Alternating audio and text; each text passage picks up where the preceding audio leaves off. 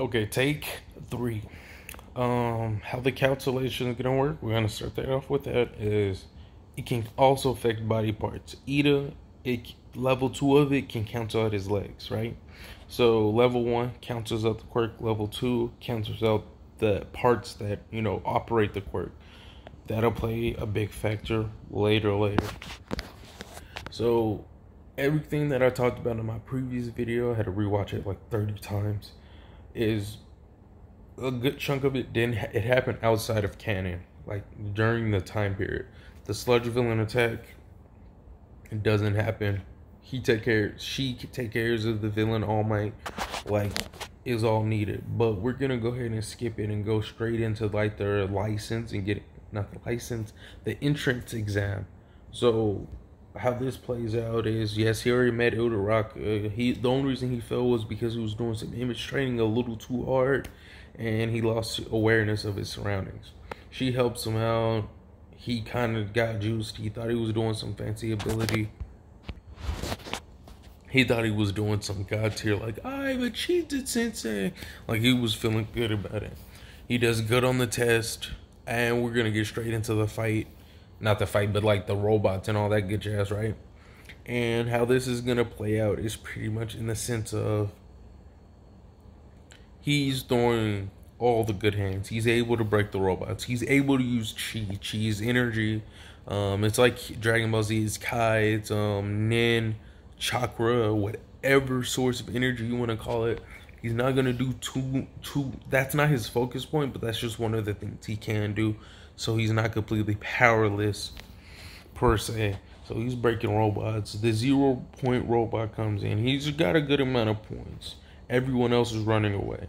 He charges up. I'm not gonna lie to you, Flex. This is pretty much a Kamehameha. Not gonna lie. That's the only way I could describe this blast. Time slows down. He concentrates, uses all his energy, and just decks his robot in the face. But it's not like a planetary Kamehameha or anything. It's just like a dummy good clean blast. And he realizes the robot's not falling the right way. The robot stepped at an angle and it's falling down towards him. So he looks at Udorak and is like, crap. Future me problem. Get her. Fly into the air. Yep. I'm doing it. That's smart. I'm doing it. So he like, pew, grabs her. Pew, goes up. Like he wraps her or whatever. But like he shoots off. Pretty much using the air and just pushing it. And he's like, so you want to make us float? She's bugging out like, why did you not think about this in advance? Like, what's going on? Hey, listen, it was past me decisions, all right? He said, get up here. We're up here now. It's kind of me. I'm future me. I have problems I need solving. Are you gonna be the solution or are you gonna be the problem? Like, come on. So eventually she makes them float. They're all good. He gets in. He's the only guy here. Females were curious. They had to make some new exceptions, had to make some small building. Basically, he kind of gets his own dorm. Early on. It's going to be built around the foundation where the other dorm will be, but he has the first one. And so, his dorm's built or whatever. He has his own room, so, they give him a little extra time to get to class. I don't know how far he would be, but it wouldn't be too far. They do all the tests for the quirks and stuff, like per normal, like in canon. He does fairly decent on most of them, far enough from where he won't fail or anything. Like, he's in 4th, 3rd, 5th. He's in top tier. He's not going all out, though. If he was going all out, I'll say he'd be in the top 3. But he's not going all out. He's just doing just enough to pass. He learned something from one of his senseis is you don't always need to do your best at all times. You only need to save that particular amount of energy for when it counts the most to maximize your efficiency. Me personally wouldn't live by that motto, but if it works, it works. Then we're gonna go ahead and go to where they're like pretty much duking it out with like each other. The villains, like they're acting like villains and stuff. And Kachan, or the female version of Bakugo. Most of this happens similar to canon, but he busts out his quirk. He cracks neck. Cancellation. Stage 1. She goes in for an explosion. He's like, your hand smells nice. Is this some new perfume? Jumps back. Tries it again. He said, stage 2. Arms stop working. So, high five? High five? He's just kind of clowning her now, like, you told me I can't do something. I'm gonna do it. And you're gonna know this. It's kind of more like he's just a mean middle finger, just, So she's like dummy confused. She's trying to fight. Uraraka already went to go talk to Ida, female Ida. And they're doing their ordeal, and he's duking it out. Having a good old time. Just a dab. Kill it. He's just playing around with her. Alright, I'm bored now. Leaves her. Punches her in the gut, though. Like, he runs away, turns back around, punches her in the gut, wraps the little ordeal around. He eventually makes it to the top floor. They're kind of struggling to figure out what they're going to do. Meanwhile, they're struggling to do all that. Deku just hits the mean touch. I win. So, that mainly happened similar to canon, just without a lot of destruction and a lot of boom bam. And then we're going to go ahead and go into the USJ attack. And this plays out big buddy difference than it did in canon. They don't get separates us. The villains come and attack. Eraserhead goes straight in for the kill. She's like gunning it. She's going in hard. No one makes a joke. And they don't get separated because Deku just says stage 2, and the portal guy just can't move. Like, he doesn't go back to his normal form. He just can't move. He's stuck. So, with them being stuck and stuff, he just kind of looks at him and kicks the dude at a reflex. Like, you don't have a bomb near your homies, so he kicks the dude, and he's a little almost outside his range, but he isn't. This version of Deku has not met All Might, or All Her Might, or just say All Might. Hasn't met All Might. Not yet, at least. He's come in to say hi, that type of stuff, but he's not the biggest fan. Like, he still, glorifies All Might and stuff, but he respects heroes more like Eraserhead and all these other types of heroes, because they don't have a physical enhancement quirk. And then the fighting goes not per usual. Deku's actually helping Eraserhead. He's just canceling them out. Like, when he's like, go ahead and blink. I know you have a time limit. Blinks, boom, boom. And then Eraserhead takes little to no damage at all when it comes to this. And so, while this is happening, Ida is just booking it, trying to go get some help. And when Shigaraki, I want to say, I don't remember what his name was. I'll just say the dude with all the hands. He comes in trying to mess with Eraserhead, and Deku's like, "You're cute. We're not having any of that."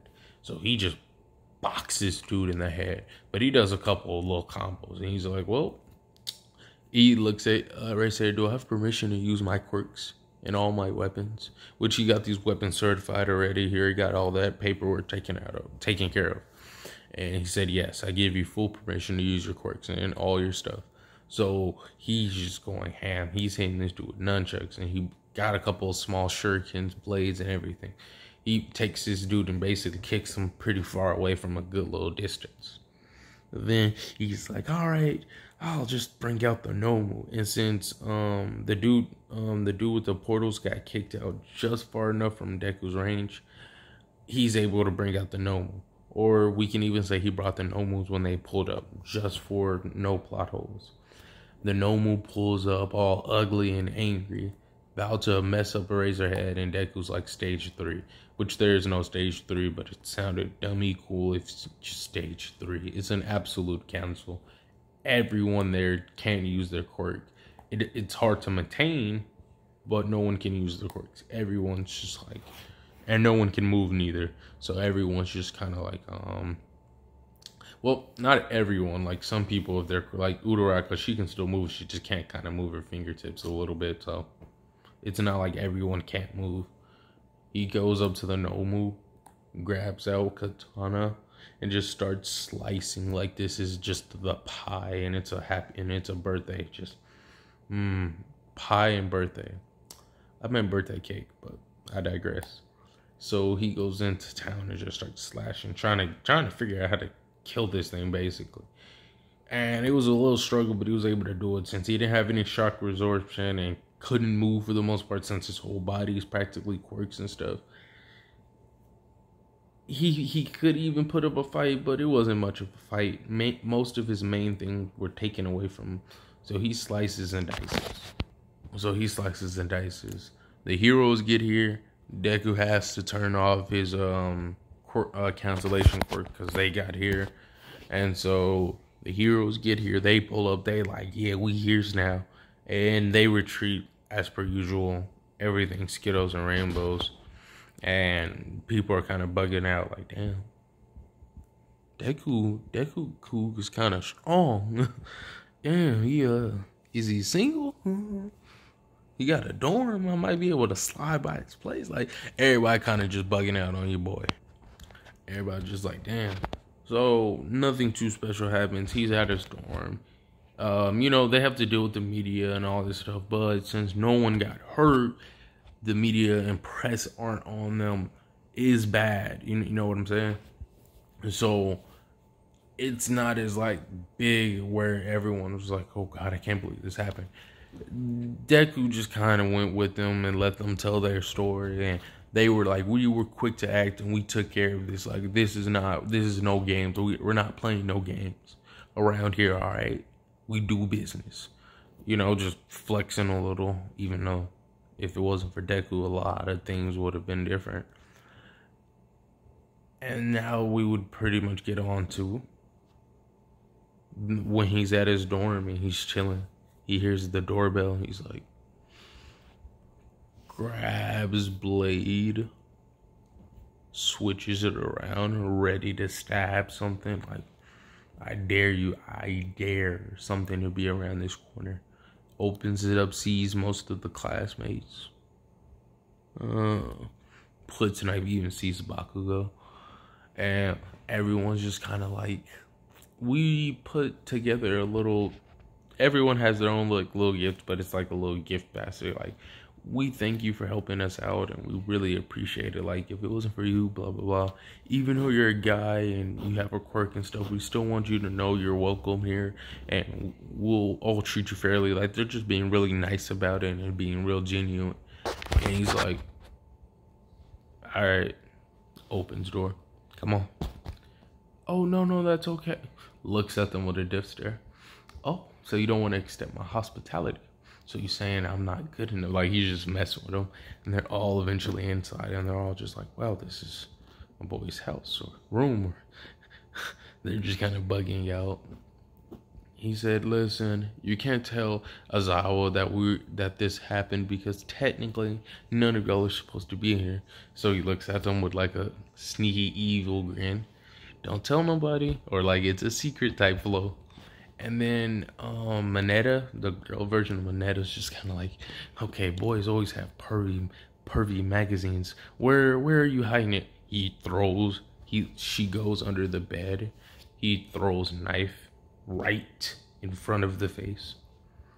If you try to go with the demon eyes, if you try to go near any of my stuff, you won't live to tell the story. Gel isn't that bad. He hasn't been there, but it seems like he's been there.